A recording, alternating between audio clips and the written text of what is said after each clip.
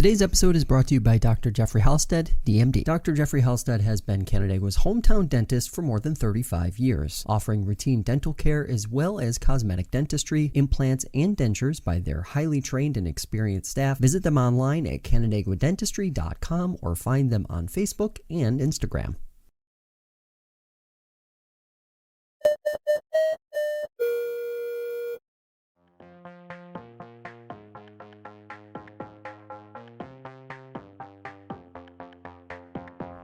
Today we're talking electric vehicles. Last week we caught up with Christina Ficicchia from AVANGRID to discuss the things NYSEG and RG&E are doing in the Finger Lakes to prepare the grid for more EVs on the road.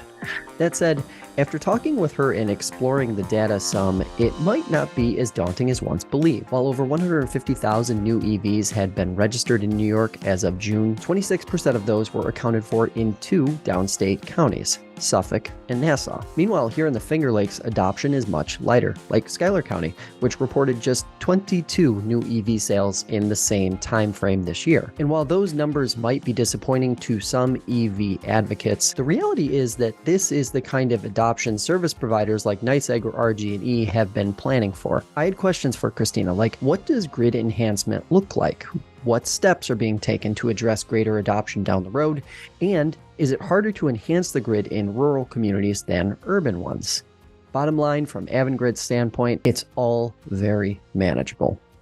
So the thing that's interesting about the way that EV growth happens is that we're seeing a lot of that growth happen in sort of spot loads or spot areas. So, similar to kind of the keeping up with the Joneses scenario where you'll see one person in the neighborhood get a Ford or maybe a Mercedes. All of a sudden, the entire neighborhood has a similar kind of car. We're seeing that sort of situation with EV adopters as well. Actually, me and my neighbor across the street got EVs within about 2 weeks of each other.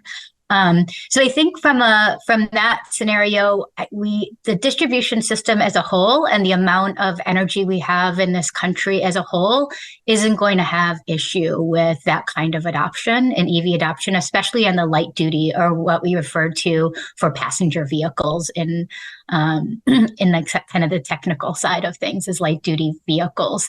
I think some of the things that we are being cognizant of is those spot locations where we're going to have clustering of adoption happening on one feeder where there may already be some constraints happening. So we're being thoughtful about how we can plan for that and what we need to do to manage some of that scenario.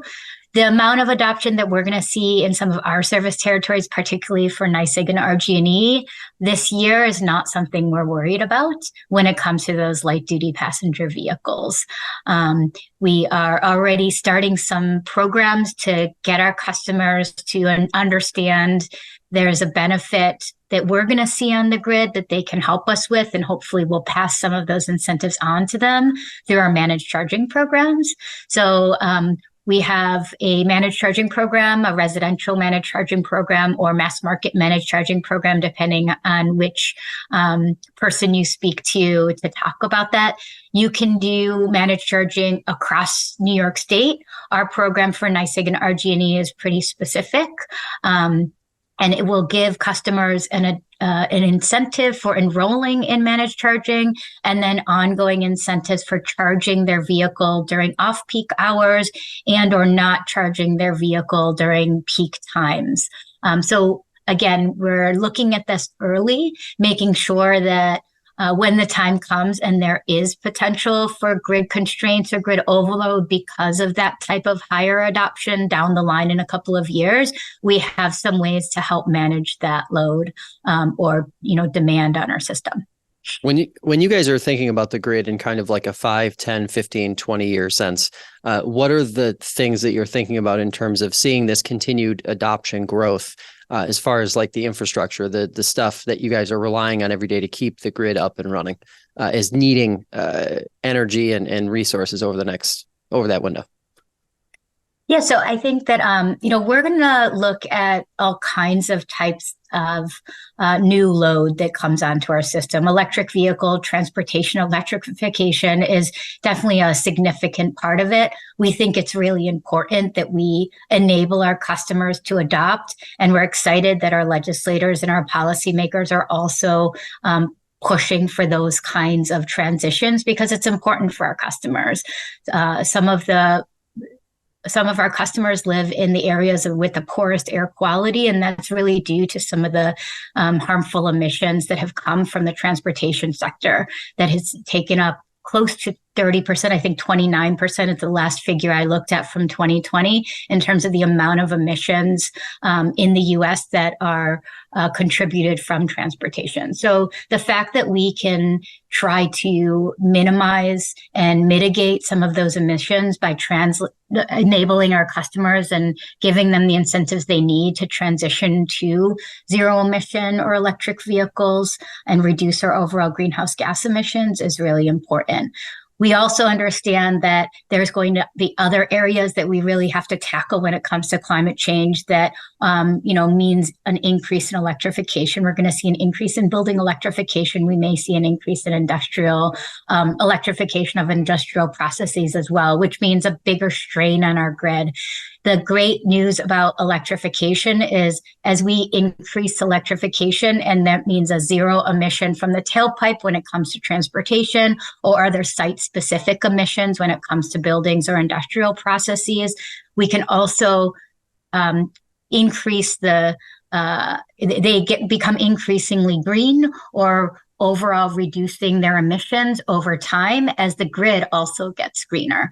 So as we add more renewables onto our grid, that means that the emissions that are created from going into the charging of your vehicles is also gradually over time going to get better as well. So I think those are some important factors to think about from the 3 to 5 to 10 year look out for what it means to our system.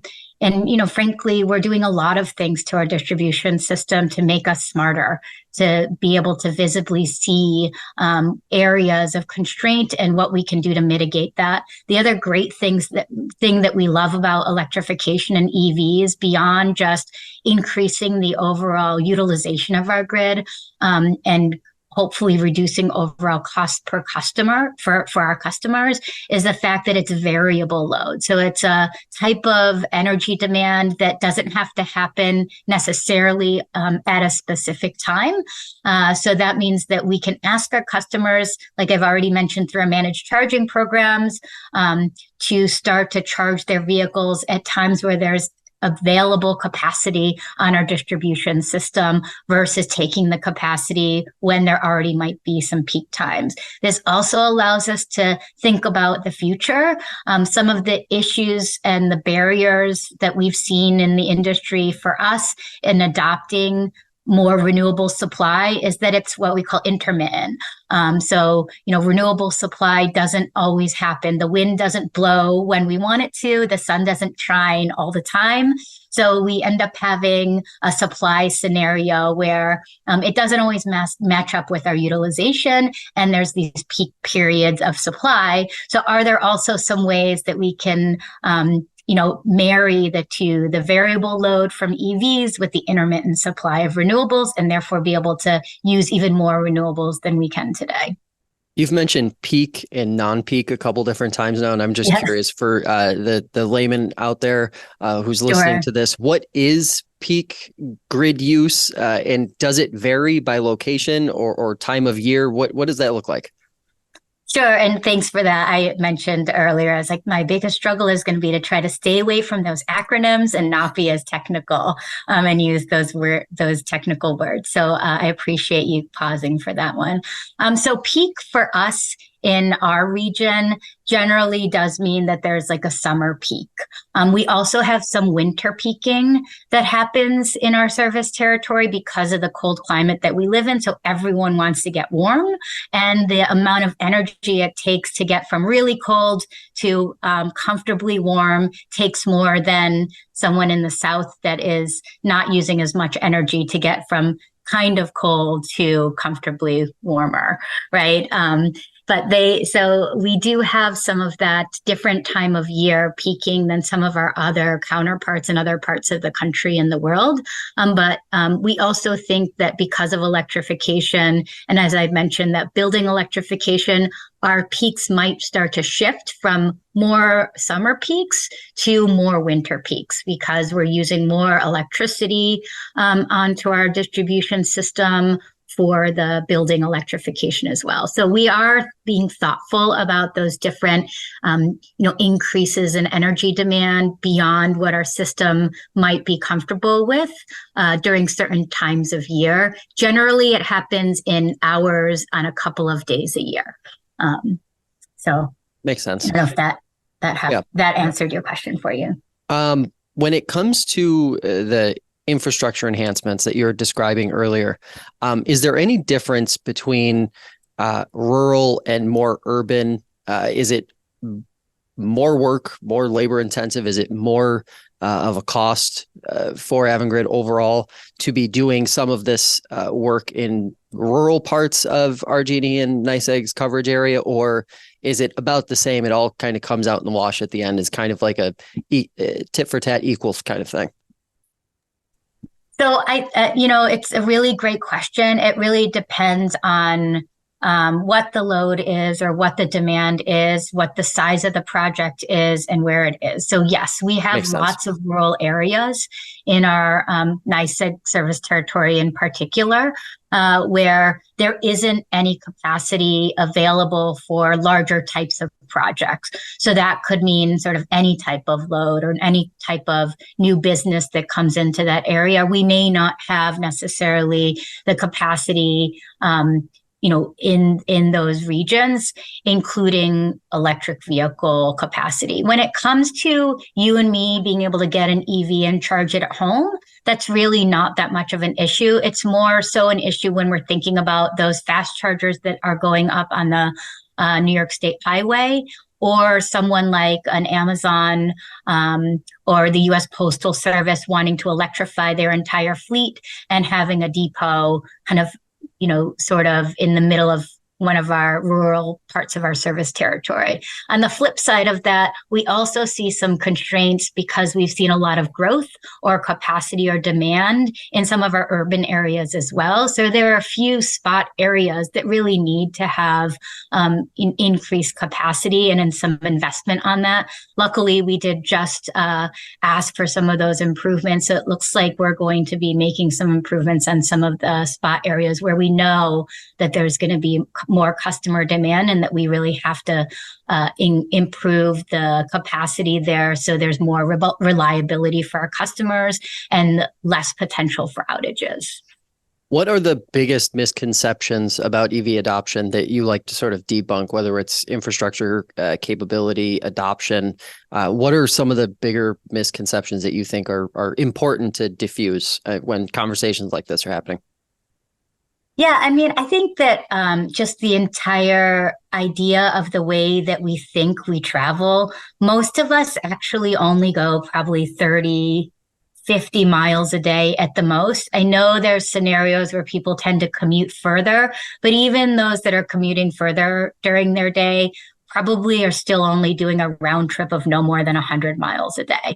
Most of that kind of charging for light duty passenger, for you and I to get a vehicle, can happen overnight, even on a slower charger, plugged in at low rates at your house.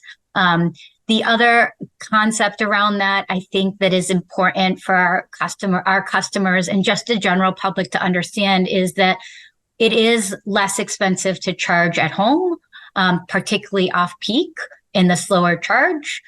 However, I think it's also important for the customers and the public to know that when you need it on the go on the highway, when you're traveling on Memorial Day with everyone else and there's high demand and you want a fast charge, you probably are going to pay more. So those that think that they're only going to charge at a gas station quote unquote style scenario where they're always getting a fast charge and pulling up into the gas station are going to end up paying more because it's a service that they're being provided, and they're also asking for a lot more of an energy demand in a shorter period of time. Also, the greenness of it, the other nice thing about EVs is we can sort of spread that energy demand out, and you can choose when you're charging, like I said, overnight. But we do understand that there are going to be times when you do need to get to grandma's for a holiday, or you want to, drive down to New York City from here. You can actually do it. I was just listening to a presentation yesterday. New York Power Authority and the New York State Thruway have been collaborating, and you can get from Rochester down to New York with the charging infrastructure that exists today, the fast charging infrastructure that exists today on our highways. And I would assume one of the reasons why there isn't more fast charger adoption is just the cost comparison, right? Of the slower charge versus the fast charge.